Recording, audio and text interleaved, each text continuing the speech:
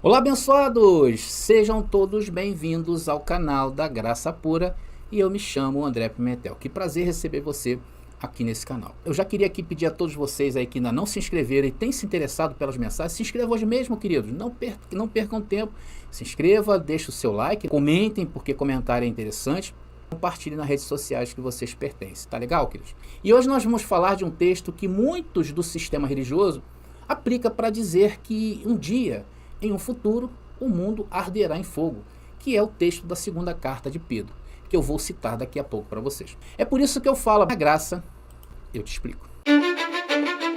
Agora é a hora da palavra. Bom, hoje essa mensagem ela é especial. Nós vamos analisar a carta do apóstolo Pedro, e ela fala da segunda vinda de Yahshua. Aliás, toda a escritura fala dessa vinda. Desde quando o homem perdeu a comunhão com Deus em Adão, até o último capítulo, em Apocalipse capítulo 22. Então a carta de Pedro, como todos os livros, jamais poderá ser entendido como algo escrito ontem. E muito menos podemos barganhar com esses textos. Por quê? Porque eles estão inseridos dentro de um contexto rígido, dentro de um contexto judaico. Eles foram escritos em uma língua e nós precisamos entender o que diz essa língua. Nós não podemos ser ignorantes e ler um livro que foi escrito em qualquer língua, que não seja o português, ir lá no dicionário português e achar que aquilo ali é assim. Isso é uma tremenda ignorância. Uma outra coisa bastante importante é que aqui nós também não entramos na discussão da autoria desse livro. Por quê? Porque tem muitas tradições de hoje que não aceitam este livro. A segunda carta de Pedro é contestado por alguns estudantes, por alguns teólogos, justamente pela dificuldade de interpretação que essa carta nos apresenta, no seu teor o quê? Escatológico. Mas eu prefiro aceitá-la como ela é, acreditando honestamente que ela contém evidência interna indubitável de sua origem apostólica. Ou seja, podemos cravar que foi Pedro sim que escreveu essa carta. Com todas estas bases que eu já apresentei para vocês até agora, e olha, eu fui honesto e correto com vocês. Te apresentei como pensamos Bíblia e como olhamos para essa epístola. De posse agora desse entendimento, vamos ao famoso texto. Vamos ler então a segunda carta de Pedro, capítulo 3, versículo 7 ao versículo 10, que diz: Pela mesma palavra, os céus e a terra que agora existem foram reservados para o fogo e estão guardados para o dia do julgamento, quando todos os perversos serão destruídos. Logo, amados, não se esqueçam disto. Para o Senhor, um dia é como 1000 anos, e 1000 anos é como um dia. Na verdade, o Senhor não demora em cumprir sua promessa, como pensam alguns. Pelo contrário, Ele é paciente por causa de vocês. Não deseja que ninguém seja destruído, mas que todos se arrependam. Contudo, o dia do Senhor virá como um ladrão. Os céus desaparecerão com terrível estrondo, até os elementos serão consumidos pelo fogo, e a terra e tudo que nela há serão expostos. A primeira pergunta a se fazer a esse texto apresentado de forma isolada como está aí é: para quem Pedro escreveu isto? Por que precisamos fazer essa pergunta, André? Para começar a entender o contexto desse texto. Então nós vamos procurar aonde? Dentro dessa carta, que é a segunda. E olha, eu não encontrei na segunda carta de Pedro a quem ele escreveu. Então agora, o que nós vamos fazer? Bom, se essa é a segunda, tem a primeira. Já que Pedro não destinou essa segunda, ele deve ter feito isso na primeira carta. Porque se Pedro, nestes versos que ele está dizendo que a terra será destruída, atenção, se ele está dizendo que a terra vai ser destruída, ele está em contradição com algumas passagens da própria Bíblia, que o próprio Deus afirmou que a terra não seria destruída. E agora, a terra será destruída ou não será destruída? Quem tem a verdade? Pedro ou o Antigo Testamento? Quem está certo? Ou esse livro é uma fábula? Ou esse livro é coisa de doente? Ou esse livro, sei lá, é para o futuro? Eu separei aqui alguns trechos onde apresenta que Deus não destruirá a terra. Salmo 37, versículo 29, está dizendo: justo possuirão a terra e viverão nela para sempre. Salmo 104, versículo 5, Deus estabeleceu a terra em seus alicerces. Ela nunca, jamais será tirada do seu lugar. Eclesiastes 1,4, que conhecemos tão famoso, né? É famoso esse texto para nós. A terra permanece para sempre. Isaías 45, capítulo 45, versículo 18 diz: aquele que formou a terra e que fez aquele que a estabeleceu firmemente, não a criou simplesmente para nada, mas a formou para ser habitada. Eu simplesmente poderia aplicar esses versículos comparando com outros que dão um entendimento de que a terra seria destruída, porque tem vários no Novo Testamento. Aí eu poderia dizer sem contexto que a Bíblia é mentirosa, a Bíblia é um conto de fábula. Então eu não achei a quem foi endereçado a segunda carta de Pedro. E eu fui na primeira carta, a quem ele endereçou. E paz, meus senhores, não foi para você, não foi para mim, não foi para ninguém que esteja vivo nos dias de hoje. Nós estamos tentando mostrar para vocês como se interpreta um texto bíblico. Se não é uma carta para os dias de hoje, temos que ter mais ainda o cuidado para interpretá-las. Ou seja, teremos que entender um pouco de cultura bíblica. Encontramos no capítulo 1 da primeira carta de Pedro a quem Pedro endereçou essa carta. Vamos ler. Eu, Pedro, apóstolo de Jesus Cristo, escrevo esta carta aos escolhidos que vivem como estrangeiros nas províncias de Ponto, Galácia, Capadócia, Ásia e Bitínia. Quem eram os escolhidos nestes dias de Pedro? Quem era? O povo de Israel. É o povo a quem Deus destinou as Escrituras. A cultura israelita, a cultura judaica. E aqui, nesse ponto onde Pedro escreve essa carta, a velha aliança, a lei de Moisés, ela estava de pé. E o que estava acontecendo aqui, André? Estava acabando um tempo de uma aliança e estava sendo substituída. Jesus veio para estabelecer a nova aliança. Ele disse lá em Mateus capítulo 24, versículo 2, o templo seria derrubado. Quando Jesus fala sobre isso, ele fala sobre o fim de um tempo. Vocês vão entender isso aí. Nós descobrimos aqui por que Pedro escreveu essa carta. Ele estava avisando naqueles dias que aquilo que ouvira de Jesus estava perto de se cumprir. A quem? Ao gentio daqueles dias? Não. A você nos dias de hoje? Pedro estava escrevendo para você nos dias de hoje? Não. Pedro estava escrevendo ao povo de Israel, que estava disperso em outra terra. Atenção para essa palavra. E que terra? O planeta Terra? Claro que não. Pedro foi bem claro, a terra que ele estava enviando aquela carta. Qual era a terra? A terra de Ponto, da Galácia, da Capadócia, da Ásia e da Bitínia. Mas André, não era no planeta Terra? Sim, abençoado, era no planeta Terra, mas você tem que entender a cultura. Quando Pedro fala que está escrevendo aos judeus da dispersão que estão nesta terra, ele está se referindo a um lugar específico. Vocês vão entender daqui a pouco. Segundo a regra da hermenêutica e em nome do contexto, não podemos trazer essa carta para os dias de hoje e muito menos fazer qualquer previsão atormentadora em cima dela. Nós temos que entendê-la onde? Dentro do seu contexto. Então obtivemos o suprassumo para se entender essa carta, que é para quem foi escrita e por que foi escrita. Então não vamos encontrar, por exemplo, nada parecido com qualquer escrito nos dias de hoje, com qualquer fenômeno natural nos dias de hoje, ainda que se apresente fenômenos. Vamos encontrar, sim, símbolos da tradição judaica. E ao olharmos o texto que lemos no começo, nos deparamos com uma linguagem estranha. Vou colocar novamente para vocês o texto. E dessa feita eu botei em letras maiúsculas as palavras-chave aí de 2 Pedro, capítulo 3, versículo 7 a 10. Veja bem, palavra. Que palavra é essa? Ataná. Pedro faz uma alusão a Ataná, que é a Bíblia judaica. Os céus e terra. Veja, o fogo, dia do julgamento, os perversos serão destruídos. Você não pode pegar essas partes que estão em maiúsculas e entendê-la dentro da cultura de hoje. Virá como um ladrão, os céus desaparecerão, os elementos, o fogo de novo, a terra. Então todos esses destaques aí que eu mostrei para vocês são palavras para entender dentro da palavra. Você não pode tirar essas palavras e tentar trazer para a língua portuguesa e expor uma ideia. E isso, queridos, sem dúvida, é a noção popular da consumação final que se espera que encerre a ordem atual das coisas, como os futuristas, né? Os futuristas creem dessa maneira. Ou então, por outros pretensiosos em dizer que a Bíblia se contradiz e provar que Deus não existe, por exemplo. Aí vão começar a botar contradição. Porém, um pouco de reflexão, no entanto, e um melhor conhecimento da linguagem simbólica da profecia será suficiente para modificar tal conclusão e levar a uma interpretação mais de acordo com a analogia de descrições semelhantes nos escritos proféticos.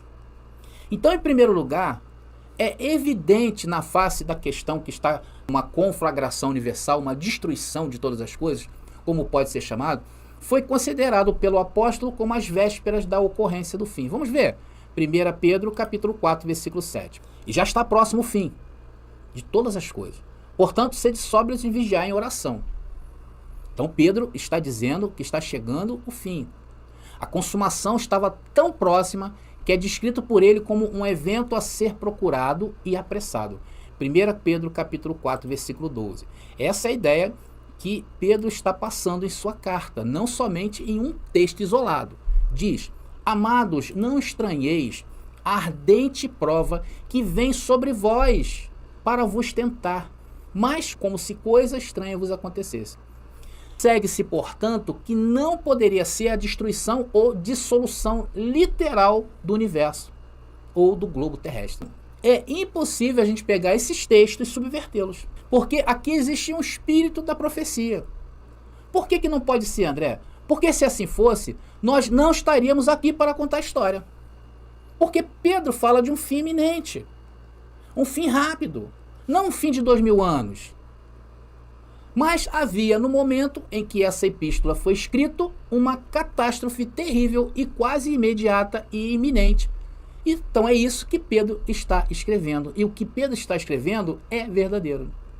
No texto encontramos a frase, o dia do Senhor. Há muito tempo, essa frase é uma frase célebre dentro do judaísmo. Há muito tempo haviam profecias, tá? Tanto na parte profética como na lei, que estava se aproximando o dia do Senhor. Estava chegando o dia rápido e repentino, que vem como ladrão durante a noite.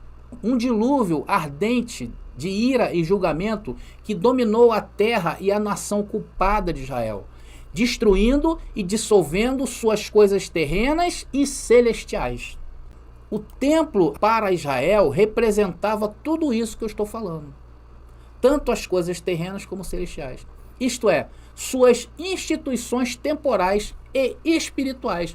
Um fato indelevelmente impresso nos anais da história. Ou seja, nós temos vários relatos de historiadores contemporâneos daqueles dias que deixaram estes registros de que foi aqueles dias o dia do Senhor. Qual foi, André? O dia que Jerusalém foi destruída e o templo foi jogado abaixo. Então, esses são relatos. Então chegou nesse momento a hora do cumprimento dessas previsões. É por isso que eu falei que nós temos que ir lá atrás na Bíblia para procurar o que está sendo falado no presente e entender o futuro que aquele autor está se referindo. Porque senão um futuro na escrita será sempre futuro. Por isso que muita gente hoje usa o futurismo para colocar essas coisas na mente das pessoas, sendo que isso é uma tradição judaica. Quando o apóstolo escreveu que ele declarava que era a última hora, e as próprias provocações que haviam dos escarnecedores estavam verificando o fato. Somos, portanto, levados à inevitável conclusão de que foi a catástrofe final da Judéia e Jerusalém. E isso foi predito por Yahushua em sua profecia no Monte das Oliveiras e tão frequentemente mencionado pelos apóstolos. Aqui Pedro alude nas imagens simbólicas que parece implicar numa dissolução ou uma destruição do universo material. E o que estamos fazendo aqui com vocês? O que nós estamos fazendo agora explicando esse texto? Nós estamos explicando dentro do contexto. E que contexto é esse, André? Eu estou dizendo que isso vai acontecer ainda? Não. Eu estou buscando o entendimento dentro da própria palavra. Em segundo lugar, devemos interpretar esses símbolos de acordo com a analogia das Escrituras. Eu não posso achar que isso aí pertence aos dias de hoje. Isso pertence a uma simbologia rígida, a uma analogia judaica. A linguagem da profecia é a linguagem da poesia e não deve ser tomada no sentido estritamente literal. E, felizmente, não há falta de descrições paralelas nos profetas antigos falando sobre esse acontecimento. E dificilmente há uma figura aqui usada por Pedro da qual não possamos encontrar exemplos no Antigo Testamento. É só você olhar para trás. E, portanto, ser fornecido como uma chave para o significado de símbolos semelhantes no Novo Testamento. Isso prova, por A mais B, que o contexto é totalmente judaico. Uma outra coisa muito importante também e essencial para todo estudante da palavra é ver a palavra no seu original. E nesse texto aí que nós estamos analisando, isso também não pode passar desapercebido. Aí foi escrito em grego. Vamos ver algumas partes aí que eu separei aqui em grego, tá bom? Eu vou trazer esse entendimento também, que é muito importante, e isso corrobora com isso que nós estamos mostrando aqui. Essas duas palavrinhas juntas, céus e a terra, no começo desse versículo, em grego se chama oranos e gé. E juntas nessa frase, ou em qualquer parte da Bíblia onde você encontrar ela, significa o quê? O templo de Jerusalém e a terra que Israel habitava. Os céus era o local de adoração, sacrifício e perdão a Deus. No caso, a terra aqui, ela era a terra prometida por Deus quando tirou o povo do Egito. A palavra céus, em várias passagens da Bíblia, atenção, quer dizer lugares espirituais, tá bom? E onde eram lugares espirituais para Israel? Aonde era, abençoados? O templo. Sim ou não? Era ali que acontecia a Shekinah, não é verdade? Já ouviram falar dessa palavra? Que não tem mais expressado na Bíblia. Ela é expressada dizendo a presença de Deus. E terra, neste contexto também, não está solto no ar, meu querido. Nós não podemos entender essa palavra terra, olhando a Bíblia, e olhando para os dias de hoje. E muito menos querer aplicar aqui outro entendimento. Então, o templo e a terra prometida significavam o mundo de Israel daqueles dias, uma nação religiosa. E tem também a outra palavra do texto, que é fogo, que eu botei ali, né? Que em grego se lê pur, e quer dizer o quê? Calor, sol, provações, fogo eterno. Porém, o fogo desse texto aí, ele tem dois sentidos. Ele tem o primeiro sentido do fogo que conhecemos, né? O fogo que nós conhecemos, o fogo que destrói, que é o calor e tal. Porque tanto a cidade como o templo foram destruídos pelo fogo. Então o fogo ali pode ser encarado de forma literal. E o fogo desse texto aí também tem um sentido judaico figurado, uma simbologia judaica. O que é o fogo? Juízo de Deus. Por essa razão, meus irmãos, entender a Bíblia, as profecias, a vinda de Yahushua, que traz todos estes elementos, se nós formos entender ele fora desse contexto, é errado. Quem são os perversos desse texto? Senão aqueles que mataram o Messias. Aqui não está se referindo a qualquer tipo de perversos ou a qualquer tipo de perversidade, tá? Aqui está se referindo a um povo que durante o seu processo de existência daqueles dias, o Israel bíblico, eles foram perversos, houve gerações perversas. E a geração de Yahushua, de Jesus, foi a mais perversa de todas elas. Sobre esta geração cairia toda essa profecia. Vamos ver onde Jesus falou isso? Está lá em Mateus capítulo 23, versículo 35 e 36, que diz: para que sobre vós caia todo o sangue justo que foi derramado sobre a terra. Entendendo terra, tá, abençoado? A terra é aí a terra prometida, tá? Lembrando sempre disso, estamos dentro de um contexto rígido judaico. Desde o sangue de Abel, o justo, até o sangue de Zacarias, filho de Baraquias, que matastes entre o santuário e o altar. Em verdade vos digo, Jesus não mente, né, abençoado? Que todas estas coisas hão de vir sobre esta geração. Se você ler aí todo o compêndio, né, todo o capítulo 23 de Mateus, você vai ver quantas vezes o Senhor falou a palavra ai. Ai de vós, escribas e fariseus, ai de vós. Né? Então, ali, Yahushua mostra toda a fúria de Deus para com essa nação. O nosso entendimento aqui, queridos, não pode ser os perversos de hoje, e muito menos os de amanhã. Porque perversidade sempre existirá da carne humana, se assim não for tratada adequadamente dentro da visão correta da palavra. Porque se for assim, a Bíblia se perde no tempo e espaço, e não estaríamos sendo sinceros nem com a palavra e nem com vocês, se eu quisesse futurizar isso aqui. Isso está ligado intimamente e eternamente ao povo de Israel, o Israel bíblico. Então estamos entendidos, abençoados, dessa primeira parte dessa mensagem? Bom, queridos, vamos prosseguindo então. Vamos agora analisar a expressão que Pedro usa ali, dizendo que um dia para o Senhor é como 1000 anos, e 1000 anos como um dia. O que Pedro estava dizendo aqui? Será que Pedro estava dizendo que aquilo ali poderia se cumprir tanto naquele momento como em 1000 anos, contrariando assim o que Yahushua disse que seria para aquela geração e que acabamos de ver? Claro que não. Ó. Pedro foi fiel ao que ouviu do mestre Yahushua. A verdade é que poucas passagens sofreram mais com erros de construção do que essa que estamos analisando. Pois se considerarmos que todos, desde o Antigo Testamento, falaram de um juízo para Israel, passando por Yahushua, que marcou até que seria em 40 anos esse acontecimento, passando pelos seus discípulos, passando pelo apóstolo Paulo, e todos, sem exceção, falaram que numa brevidade desses eventos. Agora, imagine que Pedro aqui solitariamente, usando esse versículo para anular a brevidade de que seriam esses tempos, dizendo que isso poderá acontecer em qualquer tempo. Porque é assim que o sistema trabalhou, esses versículos. Ele pode acontecer a qualquer tempo. Se Pedro estivesse falando isso, Pedro seria um traidor daquilo que ele mesmo mais tarde iria morrer sendo perseguido.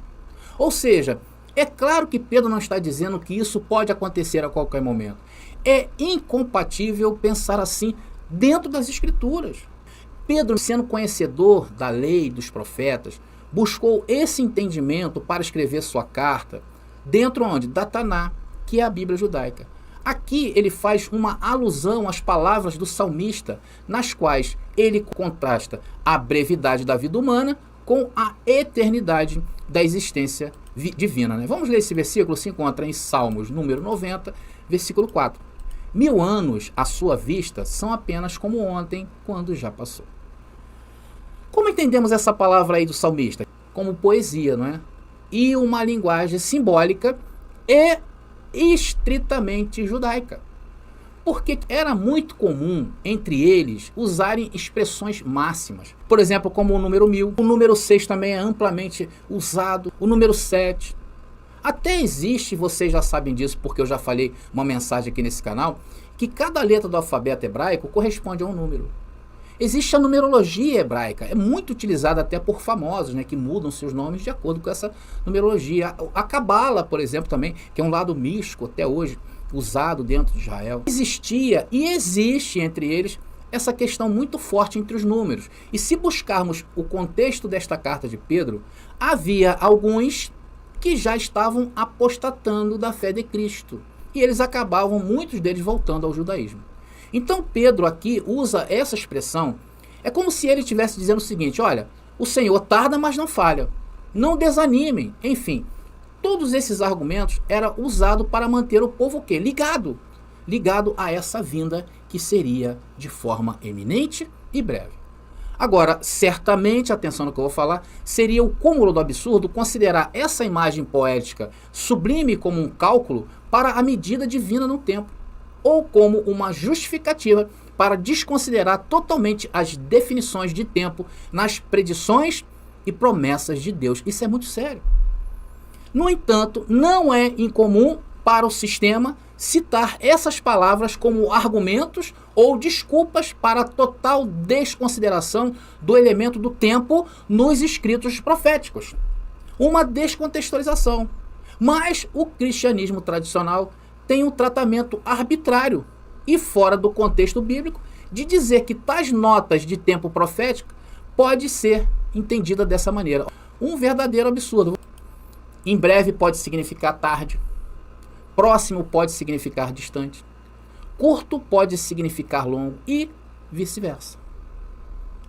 Meus irmãos, quando se assume, atenção, esse tipo de pensamento para a interpretação bíblica, que é, de certa forma, errada, aí usam esses argumentos para dizer que as coisas ainda irão acontecer.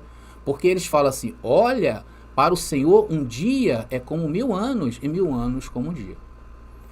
O mesmo mal entendimento, o sistema usa essa tradução suja para 2 Tessalonicenses capítulo 2, em que Paulo também fala sobre essa questão do tempo. Eles usam esse mesmo tipo de argumento. Essa interpretação é pior do que não gramatical e irracional, chegando a ser imoral. É o mesmo que sugerir que Deus tem 2 pesos e 2 medidas em suas relações com os homens.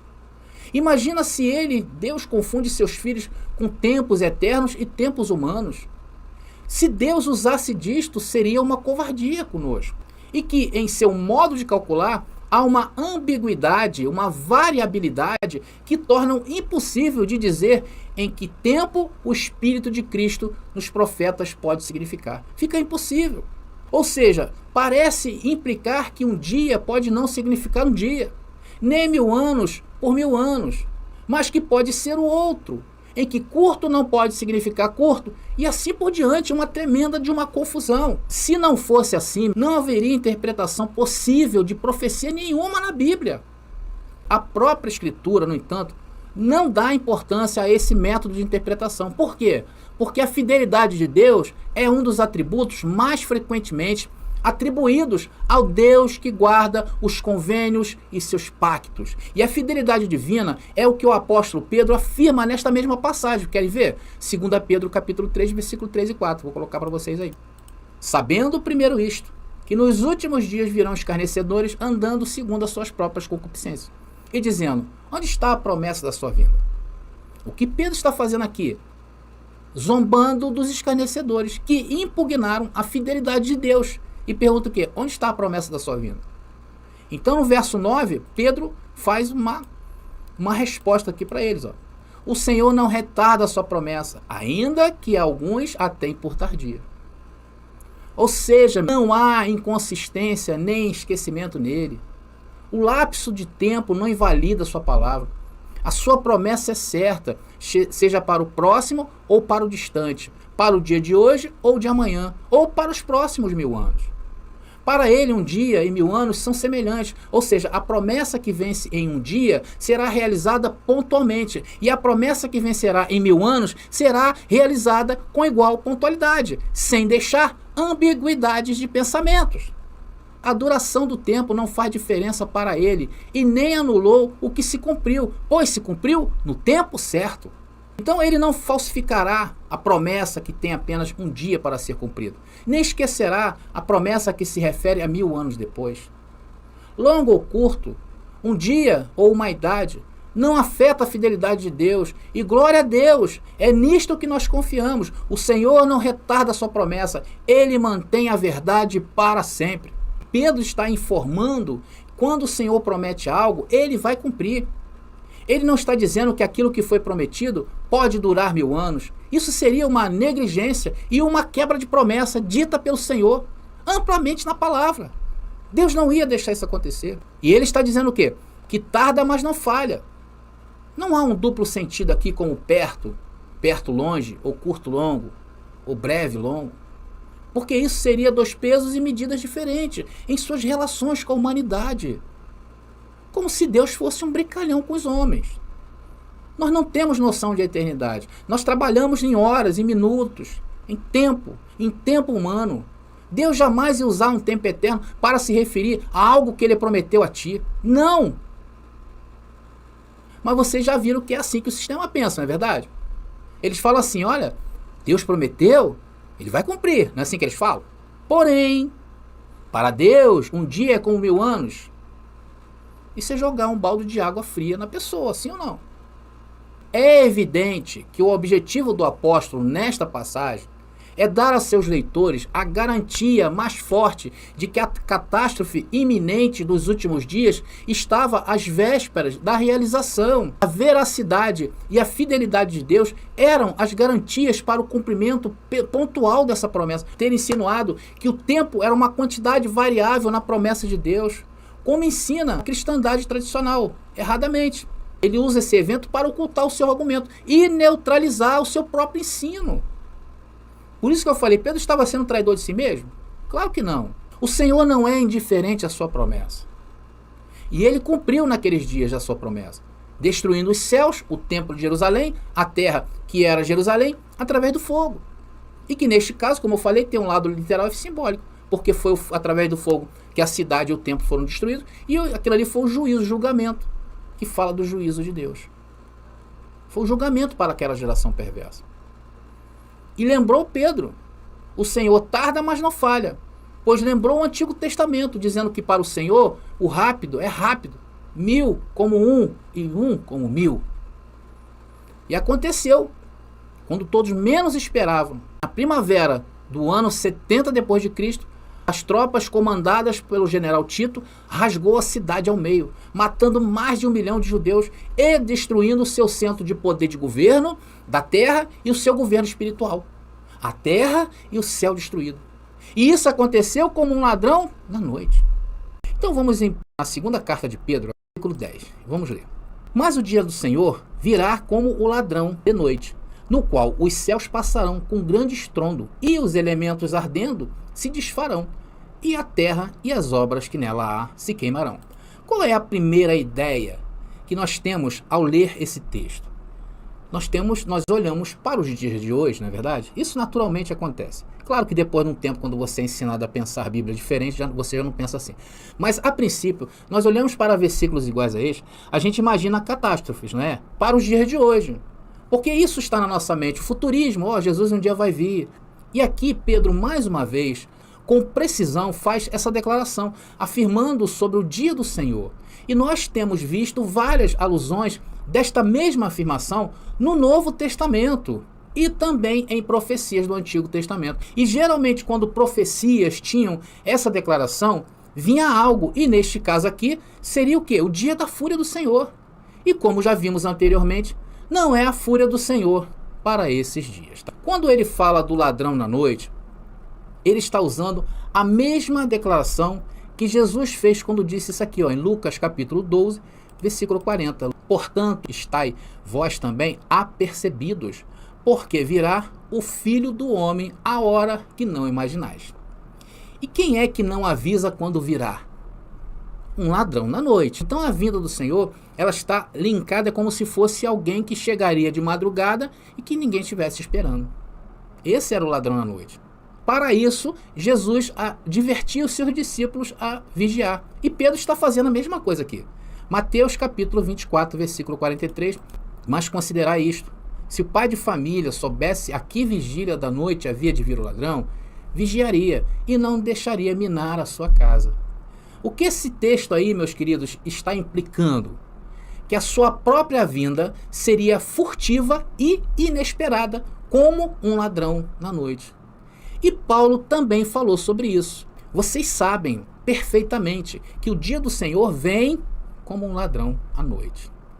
E lá em Apocalipse, João revela o ladrão na noite. Apocalipse capítulo 16, versículo 15. Era Jesus falando: eis que venho como ladrão. Então podemos afirmar que as alusões encontradas nessas passagens se referem o quê? Indubitavelmente à catástrofe iminente, que aconteceriam quando? Alguns anos depois, lá na Judéia e em Jerusalém. E qual a conclusão que podemos chegar aqui? Que esse também é o evento mencionado na passagem diante de nós.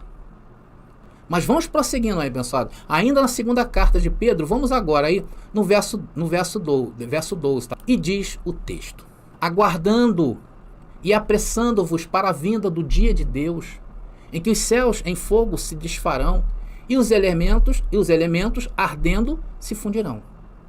Veja que Pedro fala da vinda do dia de Deus. Essa versão. Essas expressões são bem comuns, como o dia de Deus, como está aí, o dia de Cristo, o dia do Senhor, são expressões sinônimas, fazendo referência ao mesmo evento. É óbvia demais para exigir prova, tudo aí é a mesma coisa. Vocês notam nessa escrita o apóstolo com uma atitude de quê? De expectativa e sensação da iminente proximidade da parousia. Por isto que o verso 12 não pode ser entendido como se referisse a um fim do mundo que ainda virá. Isto foi o que aconteceu no ano 70 depois de Cristo, onde aconteceu o dia de Deus, onde o fogo, o juízo de Deus, o fogo também como elemento de destruição, pôs abaixo céus, que era o templo de Jerusalém. Todos os elementos da tradição judaica veio abaixo junto com o templo. Céus, a terra, mar, céus e mar. Vamos analisar agora o verso 13. Mas nós, segundo a sua promessa, aguardamos novos céus e nova terra, em que habita a justiça. Mas nós, segundo a sua promessa. Que promessa? Foi lá, abençoado, quando Yahushua falou. Quando os profetas vinham já dentro de suas profecias, sendo usados por Deus para demonstrar novos céus e nova terra. Mais uma vez, aí está aí. Pedro também inclui essa geração. Porque aquilo que iria acontecer em breve iria trazer o quê? Novos céus e nova terra. Pois os novos céus não seria mais algo que estaria ligado a uma só nação, a Israel. Ali Israel, como nação escolhida, estava sendo destituída. E estava sendo aberto um caminho para novos céus, onde incluiriam a todos. Ou seja, um universo de filhos de Deus. O início de uma nova criação. E também a terra prometida por Deus a Israel foi uma porção de terra. E agora na nova terra não teria limites. Seria todo o cosmos, todo o universo. O universo dos filhos de Deus. E esta mudança veio o quê? Com a morte dos velhos céus e terra. E aqui identificamos ser as dores de parto para o nascimento dos novos. Era o que aquele povo estava sentindo. A antiga Jerusalém deu lugar à nova Jerusalém. O reino que estava neste mundo, por causa da presença do templo, mudou para o reino da onde? Do nosso Senhor e de seu Cristo, que reinará eternamente. E eis que tudo se fez novo. E o que era para a carne, no antigo pacto, em velhos céus e velha terra, estava sendo o quê? Substituído para o espiritual. O que era terreno passou a ser celestial, santo e perfeito. Por isso que Paulo, em suas cartas, falava sobre essa perfeição. E aqui havia sim uma promessa, desde o Antigo Testamento. Veja essa profecia de Isaías, capítulo 65, versículo 17. Vejam, crio novos céus e nova terra, e ninguém mais pensará nas coisas passadas. Logo, meus irmãos, desde antes o Senhor já anunciava novos céus e nova terra. E podemos pensar que o apóstolo Pedro tinha em mente o novo céu e a nova terra do Apocalipse, onde encontramos a justiça estabelecida como a característica distintiva do novo Aion, do novo período e eterno. A Nova Jerusalém é a cidade santa, na qual de maneira alguma entrará algo que contamine, nem tudo que pratique abominação, nem faça mentira. E isso é verdade, porque hoje tudo se constitui aonde? Na nossa mente, meus irmãos. Glória a Deus, é na nossa mente onde se constitui a Nova Jerusalém. Por isso que carne e sangue não herda. Por isso que aquilo que você faz está limitado aqui, neste mundo. Plantou, colheu. Plantou, colheu. Agora, para terminar, mais uma parte. Um outro ponto bastante sensível, tá? Que é a escrita, não somente de Pedro, como de todos os apóstolos, quanto à necessidade de ser o quê? Diligente. Vamos ver o verso 14 agora. Por isso, amados, aguardando estas coisas, procurai que deles sejais achados, imaculados e irrepreensíveis em paz. Essa exortação indica claramente a expectativa da parousia à mão, rápido, como um raio, ali na virada da próxima esquina. E essa proximidade é um motivo para diligência. Preparação para encontrar o Senhor. Não é a morte que está prevista aqui, mas para ser encontrada pelo Senhor, observando, como diz a palavra, né? Com seus lombos cingidos e suas lâmpadas acesas. Como Jesus falou essa parábola, não é verdade? Bom, abençoados, nós estamos chegando ao fim dessa mensagem. Vou ficando por aqui. Muito obrigado a todos vocês. Mais uma vez, se inscreve no nosso canal, deixa aí os seus comentários e é isso aí. Graça e paz e até. Descubra a verdade com o lançamento do livro revolucionário Apocalipse, a verdade revelada, de André Pimentel. A primeira obra de interpretação preterista completa na língua portuguesa e que desafia séculos de interpretações, revelando que os mistérios profetizados já se cumpriram no ano de 70 depois de Cristo. Não é apenas um livro, é uma jornada transformadora que redefinirá sua visão sobre a história e a fé. Disponível agora. Para adquirir, contate-nos via WhatsApp no 21 97987 4668. Não espere mais. Embarque nessa descoberta e permita que a verdade altere sua vida.